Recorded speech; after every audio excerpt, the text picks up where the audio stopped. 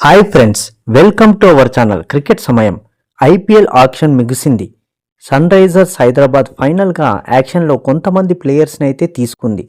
కానీ sun Risers Hyderabad నిజానికి తీసుకోవాలనుకున్న players ఎవరు? కొందరిని తీసుకోవాలనుకున్నా కనీసం రిజిస్ట్రేషన్ కూడా చేసుకొని వారు ఎవరు? ఇంకా కొందరిని ట్రేడ్ విండో ద్వారా సేల్ చేయాలనుకున్న డీల్ కుదరని ప్లేయర్స్ ఎవరు అనేది వీడియోలో క్లియర్గా చూద్దాం. వీడియో చూసే ముందు వీడియో నచ్చినట్లయితే లైక్ చేయండి మరియు నా ఛానల్ని సబ్స్క్రైబ్ చేయండి ఫ్రెండ్స్. ముందుగానైతే Sunrisers Hyderabad trade window ద్వారా తీసుకోవాలనుకున్న ప్లేయర్స్ చూసినప్పుడు మొదటి ప్లేయర్ రవి బిష్ణోయి.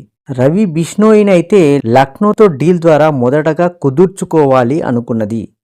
మహమ్మద్ షమీని వాళ్లకు ఇచ్చి బిష్ణోయిని అయితే తీసుకోవాలని అనుకున్నది. కానీ రెండు టీంల మధ్య డీల్ సెట్ కాకపోవడం వల్ల కేవలం మహమ్మద్ షమీనే వారికి ఇచ్చేసింది. ఎలా అంటే క్లియర్గా చూసుకున్నప్పుడు మహమ్మద్ షమీకి 10 crores అగ్రిమెంట్లో రవి బిష్ణోయికి 11 crores అగ్రిమెంట్ అనగానే ఎస్ఆర్హెచ్ ఈ డీల్కు ఒప్పుకోలేదు. ఎలాగో యాక్షన్లోకి వదిలేస్తారు కదా, 7 lakhs వరకు అయితే యాక్షన్లో దొరికితే తీసుకోవచ్చని అనుకున్నప్పటికీ అది సాధ్యం కాలేదు. దానివల్ల డీల్ కుదరకుండా పోయింది. ఇక ఆ ట్రేడ్ విండో ద్వారా తీసుకోవాలనుకున్న ప్లేయర్లలో రెండో ప్లేయర్ ముంబై ఇండియన్స్తో ఈశాన్ కిషన్ ఇవ్వడానికి ఎస్ఆర్హెచ్ ముందుకు వచ్చినప్పటికీ తిలక్ వర్మను ఇవ్వడానికి ముంబై ఇండియన్స్ రెడీగా లేకపోవడం వల్ల ఆ డీల్ కూడా కుదరకుండా పోయింది. ఇక మూడో డీల్ వచ్చేసి ఆండ్రూ రసెల్ అయితే ఎస్ఆర్హెచ్ మొదటగా యాక్షన్లో తీసుకోవాలని అనుకున్నదట. అందువల్ల ఆండ్రూ రసెల్ కూడా ఈ విషయంలో కొంచెం ఆలోచించడని తెలుస్తుంది. కానీ చివరికి పూర్తిగా ఒకే టీంకు ఆడాను అనే పేరు వస్తుందనే ఉద్దేశంతో కేకేఆర్ టీంకు పవర్ కోచ్ గా వెళ్లాలని డిసైడ్ అయ్యాడట. లేకపోతే ఎస్ఆర్హెచ్ టీం లివింగ్ స్టోన్ కి బదులుగా ఆండ్రూ రసెల్ కోసం ఆ ధరలో వేలంలో ట్రై చేసి ఉండేది. ఇన్ఫాక్ట్ ఇవన్నీ ఇంటర్నల్ గా జరిగిన విషయాలు, అంటే అఫీషియల్ గా బయటకి రానటువంటి విషయాలు. ఇక యాక్షన్ లో ఒక ఇండియన్ ఫాస్ట్ బౌలర్ నైతే తీసుకోవాలని ఎస్ఆర్హెచ్ మేనేజ్మెంట్ ముందుగా గట్టిగానే అనుకున్నదట. అందులో అకీబ్ నబీన్ అయితే తీసుకోవాలని అనుకున్నదట. కానీ 7 crores కు వెళ్లేసరికి ఎస్ఆర్హెచ్ కొంత బ్యాక్ స్టెప్ వేసిందని తెలిసింది. ఒక 5 crores వరకు అయితే నబీ గనక వేలంలో దొరికి ఉంటే ఖచ్చితంగా అతన్ని వేలంలో తీసుకుని ఉండేది. కానీ 7 crores ఇంకా ఆ పై రేటుకైనా నబీ కోసం ఎస్ఆర్హెచ్ ట్రై చేసి ఉంటే బాగుండేది. ఎందుకంటే అంత worthful bowler Aqib Nabi. Power ప్లేలో చక్కని లెంత్తో రెండు వైపులా స్వింగ్ చేయగల నైపుణ్యంతో పాటు ఎక్స్పీరియన్స్ కూడా నబీకి ఉంది. కాబట్టి 10 crores వరకైనా ట్రై చేసిన మన ఎస్ఆర్హెచ్కు కావాల్సిన బౌలింగ్ సమస్య తీరేదని నా అభిప్రాయం.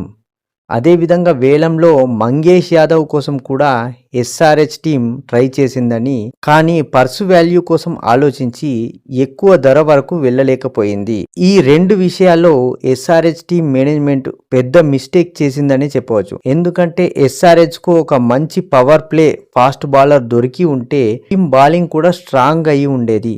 దానివల్ల ఎస్ఆర్హెచ్ టీం కూడా ఎంతో స్ట్రాంగ్ టీమ్ గా మారి ఐపీఎల్ కొట్టే టాప్ టీముల్లో ఒకటిగా నిలిచేది. అదేవిధంగా ప్రశాంత్ వీర్ ఒక ఇండియన్ అన్క్యాప్డ్ ఆల్రౌండర్. ఇతని కోసం కూడా ఎస్ఆర్హెచ్ టీం గట్టిగానే ట్రై చేసిందట. ఎందుకంటే లోవర్ ఆర్డర్లో పవర్ హిట్టింగ్ చేస్తూ స్పిన్ బౌలింగ్ చేయగల సామర్థ్యం ఇతని వద్ద ఉంది కాబట్టి ఇతని కోసం 14 crores వరకు వెళ్ళింది. అదేవిధంగా కార్తిక్ శర్మ కోసం కూడా గట్టిగానే ట్రై చేసింది.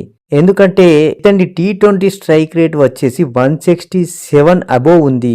T20లలో డెత్ ఓవర్స్లలో హిట్టింగ్ కోసం యూజ్ అవుతాడని, ఇంపాక్ట్ ప్లేయర్ గా కూడా యూజ్ చేసుకోవచ్చు అనే ఉద్దేశంతో ఇతని కోసం 14 crores వరకు ఎస్ఆర్హెచ్ వెళ్ళిందని తెలిసింది.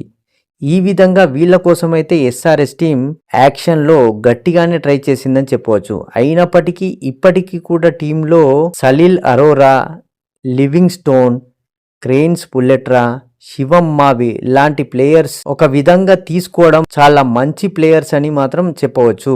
ఇక మీరు ఏ బౌలర్ ని తీసుకుంటే ఎస్ఆర్హెచ్ టీం ఇంకా స్ట్రాంగ్ అయ్యేది, ఒకవేళ ఫారిన్ బౌలర్ కోసం ట్రై చేసి ఉంటే బాగుండేదా అనేది కమెంట్ బాక్స్లో కమెంట్ చేయండి ఫ్రెండ్స్. వీడియో నచ్చినట్లయితే లైక్ చేయండి మరియు నా ఛానల్ని సబ్స్క్రైబ్ చేయండి. Thank you for watching cricket సమయం.